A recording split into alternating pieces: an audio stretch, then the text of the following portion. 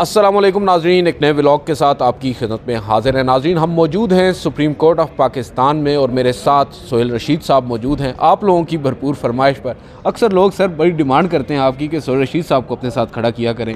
हमने आज इनको लोगों की मोहब्बत है और आपकी मोहब्बत है, क्या कह सकते हैं। अच्छा, आज सोहेल साहब आप भी मेरे साथ मौजूद थे सुप्रीम कोर्ट ऑफ पाकिस्तान में। आज हमें तवील अरसे के बाद chief justice of Pakistan justice Qazi Faez Isa front foot पर खेलते नज़र आए हैं और बड़े ही हसास जो मौज़ूआत हैं उनको टच करते नज़र आए हैं। सबसे पहले उन्होंने आज फ़ौज को आड़े हाथों लिया, फिर उन्होंने कश्मीर पर रेफरेंडम की भी बात की और आखिर में तौहीन रिसालत के एक मुकदमे के अंदर भी काफ़ी अहम पहलुओं पर आज उन्होंने रोशनी डाली है। सबसे पहले तो सोहेल रशीद साहब हमें ये बताइएगा, जो फ़ौज कारोबार करती है, जो अगर मैं काजी साहब के अल्फाज इस्तेमाल करूँ, जो फ़ौज धंधा कर रही है, उस पर उन्होंने एक्चुअली कहा क्या और ये मुकदमा था क्या?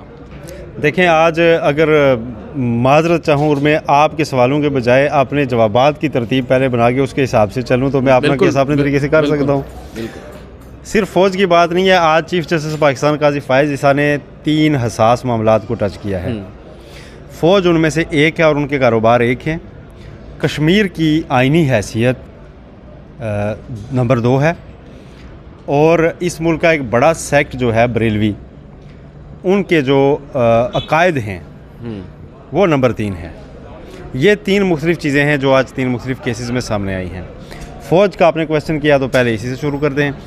फ़ौज के कारोबार से मुतालिक उन्होंने सवालात उठाए। कराची की एक बिल्डिंग का मामला था, उस पर उन्होंने कहा जी अटॉर्नी जनरल यकीन दहानी कराएँ कि फ़ौज ये धंधे नहीं करेगी और सिर्फ डिफेंस तक महदूद रहेगी। अब अटॉर्नी जनरल एकदम से ऐसा कैसे यकीन दहानी करा दें।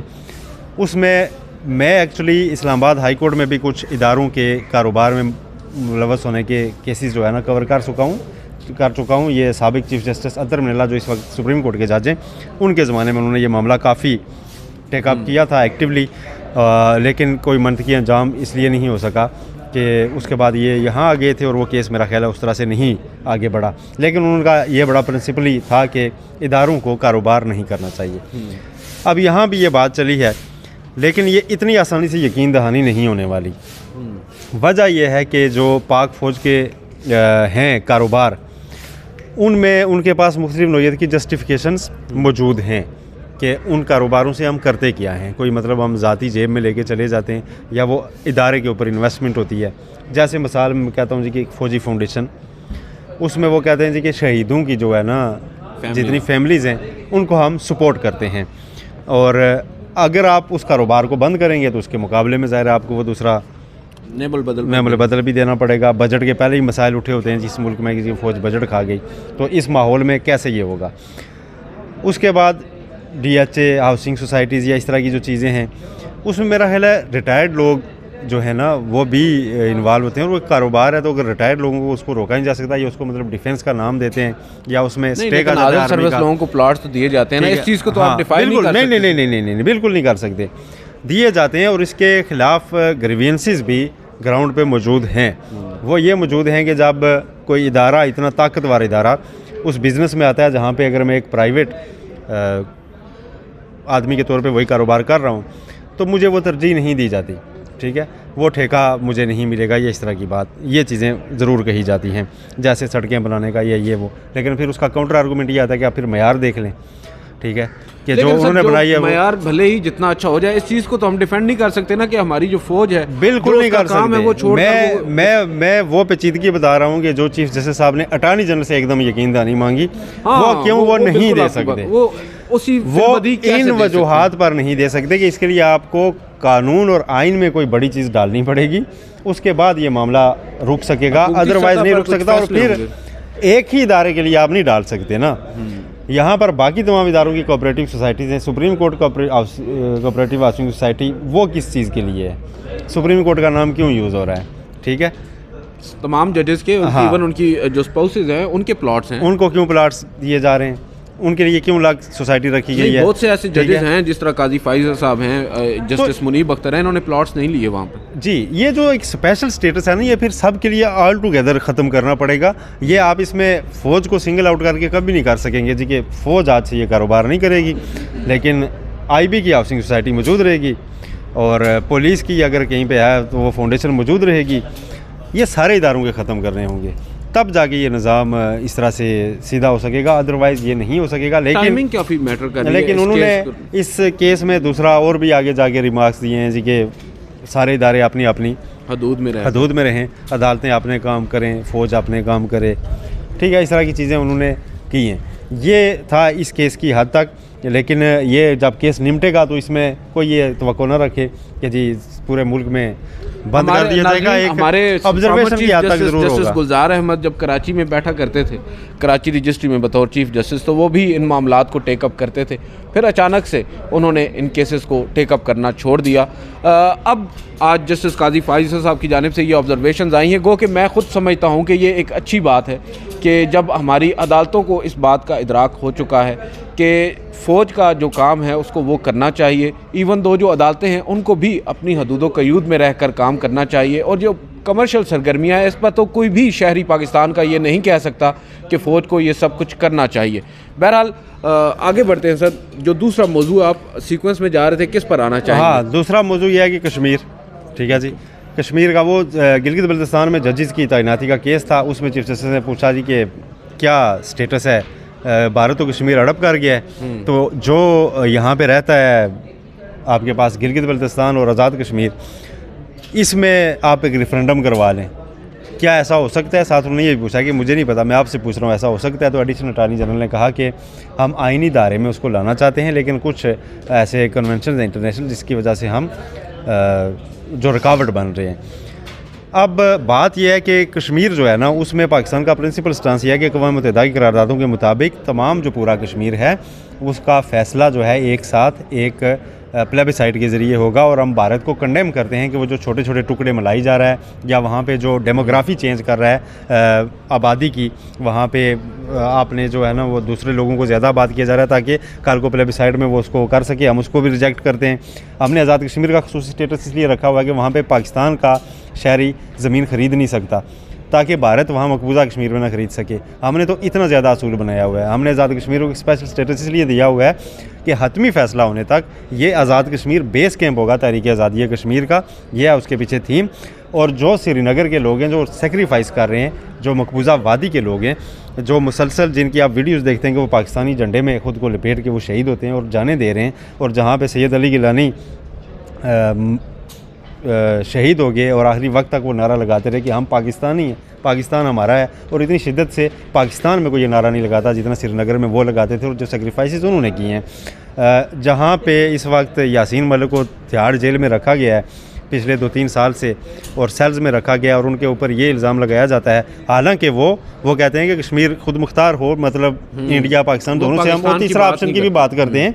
वो कहते हैं कि तीसरा ऑप्शन भी है, लेकिन वो कहते हैं कि अगर लोग कहते हैं कि पाकिस्तान के साथ जाना है तो जा सकते हैं, और लोग कहते हैं इंडिया के साथ जाना है तो जा सकते हैं, लेकिन होगा एक साथ। वो उसकी इकाई की बात करते हैं।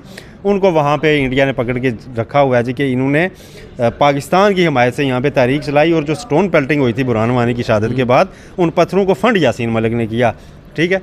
इस तरह के बोंडे इल्ज़ामात, और वहाँ पे लोगों को अगवा किया जाता है, टॉर्चर सेलों में रखा जाता है, और इस तरह के मज़ालम वहाँ पे हो रहे हैं। और वो लोग सह रहे हैं कि उन्हें उम्मीद है कि हम पाकिस्तान के साथ एक दिन लग जाएंगे, और पाकिस्तान के अंदर रह के मैं दावे से कह सकता हूँ कि आप कश्मीर जाके देखें कि जितनी मोहब्बत आपको पाकिस्तान से वहाँ करने वाला मिलेगा, यहाँ पे नापैद होता जा रहा है बदकिस्मती से, ठीक है, कि मर मिटने वाला।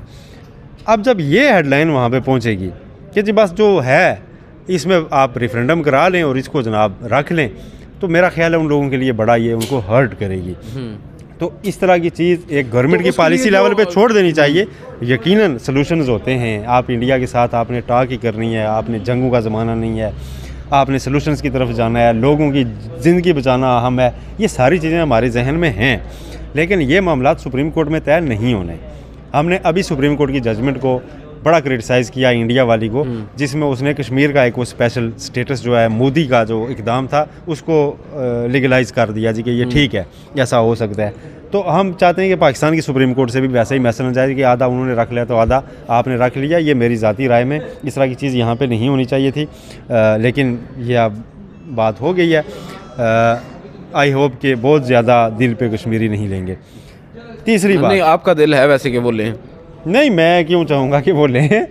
मैं ख़ुद कश्मीरी हूँ। अपने ख्यालात का इज़हार उस वक्त मैंने ट्विटर पर भी किया और अब भी मैं कर रहा हूँ। मेरी ज़ाती राय कुछ भी हो सकती है, लेकिन मैंने वहाँ देखा है कि लोग वहाँ पे ये राय भी बहरहाल रखते हैं कि हमने पाकिस्तान के साथ ही जाना है और यही हतमी मरा हुआ है। तीसरी बात, पहले होता था कि सरदार साहब क्यों लिखते हैं, किसी को सर जी क्यों कह रहे हैं। आज बात पीर तक पहुँची है कि पीर साहब नहीं कहना चाहिए, क्या ये कानून में लिखा हुआ है।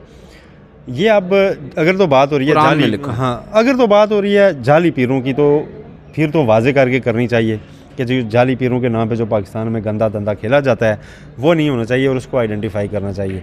ओवरऑल अगर आप कहें जी कि पीर साहब किसी को लिखें ही ना, यहाँ पे हम इस्लामाबाद में पीर मेहर अली शाह के शहर में खड़े हैं और उनके मानने वाले लोग हैं। इस तरह यहाँ पे पाकिस्तान में, इंडिया में ये इस वक्त मेजॉरिटी सेक्ट है जो इस सिलसिले को मानते हैं। वो अपना पीर मुकर्रर करते हैं, जैसे अली तशी अपना एक इमाम मुकर्रर करते हैं। इस तरह यहाँ पे पीर हैं और जो अच्छे हैं जिन्होंने इस्लाम की तबलीग की है, प्रचार किया है, उनके आगे पूरे एक सिलसिले हैं, तो उनको इसमें से सेपरेट रखना चाहिए था। ओवरऑल ये नहीं करना चाहिए था कि जिसमें ये तासुर जाए कि जो एक सेक्ट पूरी प्रैक्टिस कर रहा है ना, उसको हम आइंदा। अच्छा, इसमें मैं थोड़ा सा डिफर करूंगा, आई बैक टू डिफर के जो मुकदमा है हमें वो भी तो देखना है सर। वो मुकदमा तो बनना ही नहीं चाहिए ना, ठीक है। जिस तरह से यहाँ पे किसी पे भी गुस्ताही का इल्ज़ाम लगा दिया जाता है और उसमें वो पूरा एक इल प्रैक्टिस है, उसको ऊपर तो मैं तो कहता हूँ वो दर्ज भी नहीं होना चाहिए। अच्छा, ठीक है। और किसी दूसरे की प्रैक्टिस में, और जो तौहीन मज़हब के मुकदमात पाकिस्तान में जिस तरह से बनते हैं मामूली बातों पर, जो चीज़ें नज़रअंदाज हो सकती हैं, और जब जिस बंदे पे इल्ज़ाम लगाया जाता है वो कह रहा होता है मैंने नहीं किया, तो बिल्कुल मैं मानता हूँ, कल जैसे चीफ जस्टिस साहब ने फरमाया था कि उस पर नहीं करना चाहिए। जब बंदा कह जाए ना कि नहीं किया तो उसी को मानना चाहिए कि यार नहीं किया। आज भी यही बात हुई है, गुस्ताही टोटल इंटेंशन की बात होती है। बिल्कुल सर, इस पे आप मेरी किसी बात को आप नहीं आए कह सकते कि तेरी इस बात से गुस्ताही हुई है। मैं कहूँगा मेरी इंटेंशन नहीं थी। बिल्कुल, आज भी उन्होंने यही बात की है कि जिस शख्स के ऊपर आपने इल्ज़ाम लगाया है, कोई शायद तस्वीर थी, इसका मामला था, उनके घर पर लगी हुई कोई पैनाफ्लेक्स था, तो एक शहरी हैं जो शिकायत कुनंदा है, वो अपने एक दोस्त को दम करवाने के लिए, क्योंकि वो पीर साहब हैं मशहूर, जिनका मैं नाम नहीं लेना चाहता, बहरहाल उनके घर पर वो दम करवाने गए। उन्होंने वहाँ पर अपेरेंटली कोई तस्वीर देखी जो तौहीन आमेज़ थी। उन्होंने उसकी बुनियाद पर एक शिकायत, एक FIR थाने में कटवा दी, और हमारी जो पुलिस है वो भी माशाल्लाह इतनी मुतहरक है कि उन्होंने वारंट हासिल किए बगैर ही जाकर उनके घर पर धावा बोल दिया, गिरफ्तार कर लिया। 7 महीने से बंदा जेल में है। और सबसे इम्पोर्टेंट चीज़, अब यहाँ पर हम बात कर रहे हैं कि हसास मामलात हैं, तौहीन मज़हब। पुलिस डरती है आदिल साहब, पुलिस डर रही होती है कि जब मेरे पास मुकदमा दर्ज हो गया जी कि फलां बंदे ने गुस्ताही की है, अगर मैंने एक्शन ना लिया तो कल कोई आके ना मेरा घर जला जाएगा, थाना जला जाएगा, ठीक है, कत्ल कर देगा। ये अलग एक पहलू है और ये बड़ा आलमिया है कि पाकिस्तान में इन चीज़ों को इस तरह से मतलब प्रमोट किया गया। और उसमें मैंने अगर एक चीज़ में बरेलवी सेक्ट की बात की तो मैं आगे भी बात करता हूँ कि उनको भी कुछ लोगों को अपने ऊपर नज़र रखनी चाहिए, जो लोगों को जाके ना फिर उस सिचुएशन को एक्सप्लॉइट करते हैं और जिससे पाकिस्तान में जड़ों वाला जैसे वाक़यात है, ये भी नहीं होने चाहिए। मैं तो हमेशा बात ही इसलिए एतदाल में रख के करता हूँ कि आप उनको भी ना छेड़ें, इस तरह के रिमार्क्स भी ना जाएँ कि कल एक पूरा सेक्ट उठ के सुप्रीम कोर्ट के बाहर एहतजाज कर रहा हो, ठीक है, और मजीद सिचुएशन बिगड़े, जो कि मतलब ना ऐसी सूरत हाल पैदा हो। ऑब्वियसली अक्सर औकात हमारी जो पर्सनल ओपिनियंस होती हैं, हम और कॉन्टेक्स्ट में बात कर लेते भी करें कि उसमें ये पहलू भी ना निकले कि जनाब अच्छा जी खुली छुट्टी है, आप तहरीक लबैक जो है ना जाके लोगों के जड़ा वाला में ना फिरा करेगी कि कोई गुस्ताही तो नहीं कर रहा। भाई नहीं, वो नहीं कर सकते, ये स्टेट का काम है, और स्टेट के पास शिकायत आ गई तो वो 1000 दफ़ा अपनी तसल्ली करेगी कोई भी मुकदमा आगे चलाने की। यहाँ पर हमारी स्टेट की भी तो नाअहली है ना सर। अब देखें, मैं पुलिस की बात करूँगा, आप भी बात कर रहे हैं कि पुलिस की नाअहली भी है और पुलिस डरती भी है, ये बात एक फैक्ट है,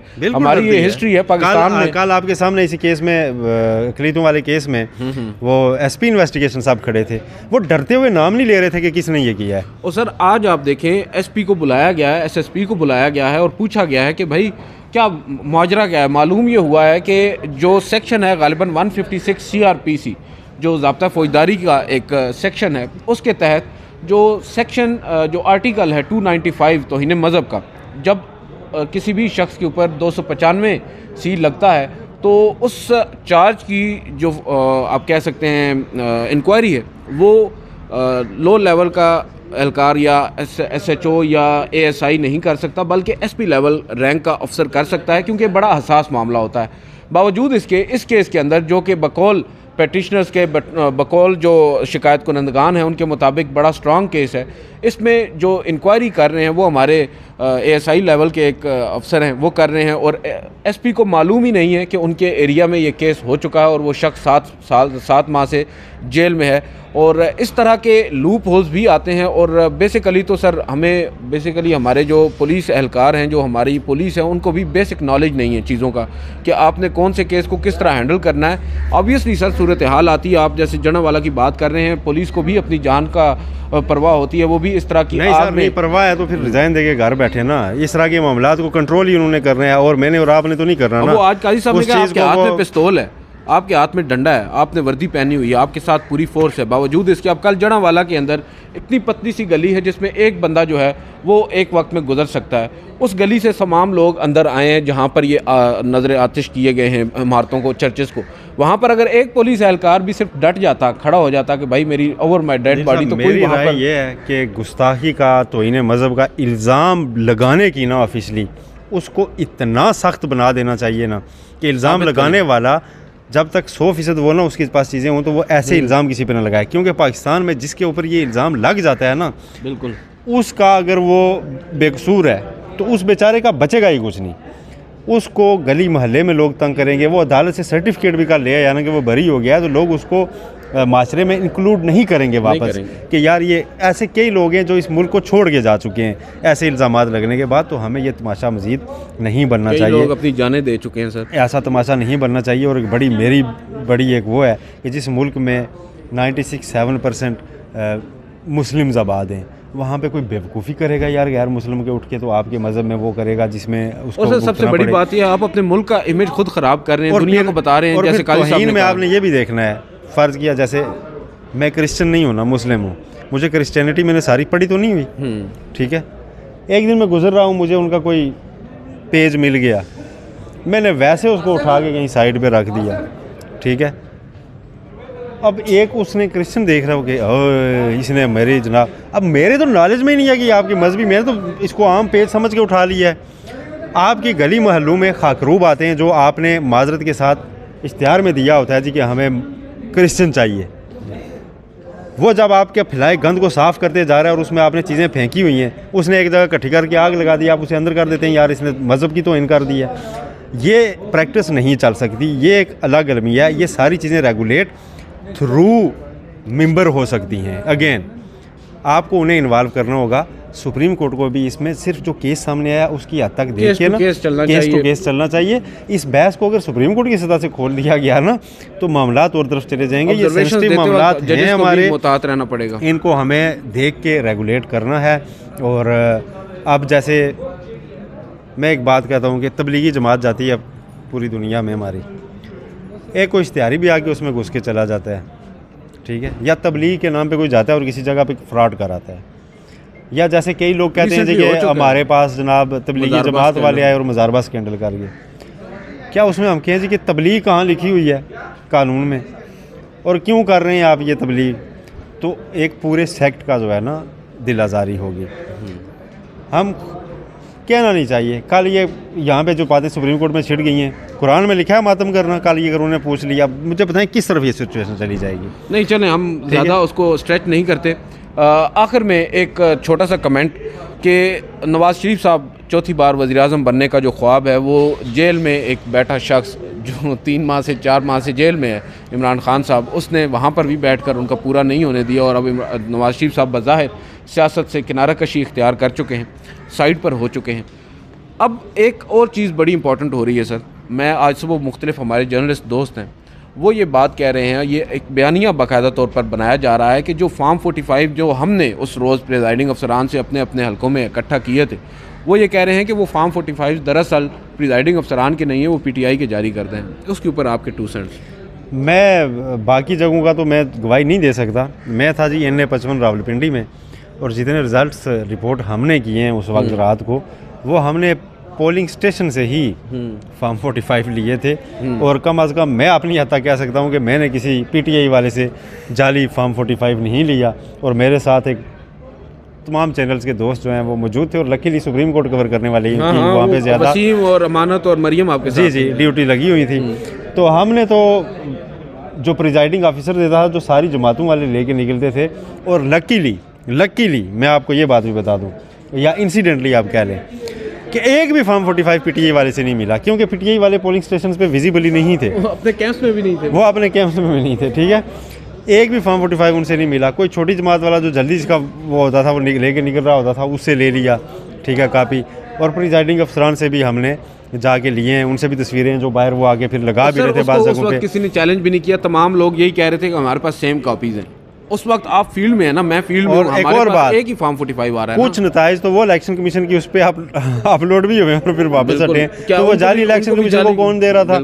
तो ये अब बातें हैं, नैरेटिव बनाया जा रहा है। ज़ाहिर है पॉलिटिक्स में एक नैरेटिव होता है, एक एंटी नैरेटिव होता है, तो ये अब एंटी नैरेटिव भी बन रहा है पाकिस्तान में। अनफॉर्चुनेटली यहाँ पे सियासत करने के लिए सब सारा कुछ ही करते हैं। तो अब एक बात की जा रही है जी कि वो किया जा रहा है, डिफ्यूज करने की कोशिश की जा रही है। अब जो एक परसेप्शन देखें, एक चीज़ होती है परसेप्शन, वो जिस चीज़ की जो बन जाए ना उस इवेंट वाले दिन वो फिर नहीं वाइप आउट होती सर, ठीक है। वो परसेप्शन बन चुकी है इस इलेक्शन की जो भी बन यही परसेप्शन है कि नवाज शरीफ वो परसेप्शन के नतीजे में नवाज शरीफ साइड पे हो गए कि वो नवाज शरीफ मोरली डाउन है। वो चाहते थे कि उनको एक सादा अक्सरियत वाली सिंगल लार्जेस्ट पार्टी मिले जिसमें वो हुकूमत करें और बड़े तमतमे से करें, वो उनको नहीं मिली और उन्होंने ये शिकस्त तस्लीम किया कि वो प्राइम मिनिस्टर नहीं बनेंगे। हालांकि इश्तिहार लग चुके थे अखबारों में हेडलाइन की शक्ल जैसे कि जी वज़ीर आज़म नवाज शरीफ। अब वज़ीर आज़म नवाज शरीफ नहीं बने और उस पर जो जस्टिफिकेशन ढूंढ लेके आ रही हैं वो मामलात को मज़ीद शिकस्त के अतराफ़ की तरफ लेके जा रही हैं। एक बयानिया ये बना कि नवाज शरीफ सियासत से दस्तबरदार हो गए और उसकी तरदीद में आई मरियम नवाज़ साहिबा और उन्होंने ये ट्वीट की कि जी वो दस्तबरदार नहीं हुए, वो सरपरस्ती करेंगे, he is a king maker. और साथ ही उन्होंने ये भी लिख दिया उसी ट्वीट में कि आप सबको पता ही है कि वो चाहते थे कि सादा अक्सरियत के साथ वो हुकूमत बनाए और वो ये मखलूत हुकूमतों के हामी नहीं है। जब उन्होंने बात ये कह दी तो इसका मतलब है शहबाज शरीफ जो हुकूमत बनाने जा रहे हैं उसको नवाज शरीफ सरपरस्ती कैसे करेंगे, वो इसकी हामी ही नहीं है। वो कहते हैं कि इस तरह की हुकूमत हो ही नहीं सकती। ये बड़ा वेग आर्गूमेंट है। मरियम नवाज जो बात कर रही है, उस रोज़ नवाज शरीफ ने, मरियम नवाज उनकी दाईं जानिब खड़ी थी, शहबाज शरीफ बाईं जानिब खड़े थे और शहबाज शरीफ के कंधे पर हाथ रख कर ये कहा था कि आप लोग बाकायदा तौर पर उन अलाइज के साथ बात करें और हुकूमत बनाएं। उन्हें दावत नवाज शरीफ साहब ने दी थी जो आज बकौल मरियम नवाज़ के ख़िलाफ़ है मखलूत हुकूमत के। बहरहाल नाज़रीन, सोहेल रशीद साहब को मुझे इजाज़त दीजिए। आज की इस वीडियो से इतना ही, इजाज़त दी, अल्लाह हाफ़िज़।